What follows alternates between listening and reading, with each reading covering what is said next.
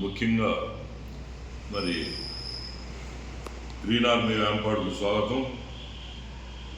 మరి ఏనాటి నుంచో వేంపాడు మీద అనేక విషయాల గురించి మీకు అవగాహన కల్పించడానికి కానీ లేదంటే ఇంకా ముందు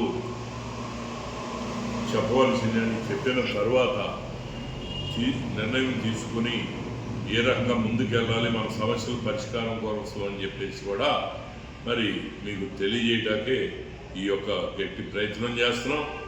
అయితే మన వేంపాడు కుటుంబం అనేటువంటి ఛానల్ రఘుప్రసాద్ గారు కూడా ఓపెన్ చేసి మరి చాలా వివరణాత్మకంగా చెప్తున్నారు. అందుట్లో 90 సుప్రీంకోర్టు జడ్జిమెంట్ కానీ లేదంటే 430 జీవో పరిస్థితి కానీ ఈ రెండింటి గురించి ఎక్కువసేపు వీడియో మాట్లాడారు.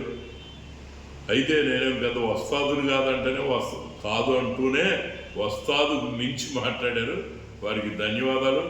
ఇంతవరకు గ్రీన్ ఆర్మీలో కూడా అంత లోతైన వివరాన్ని మేము కొంచెం అందించలేకపోవచ్చు, కానీ మేము 1-2 సార్లు విన్నాం.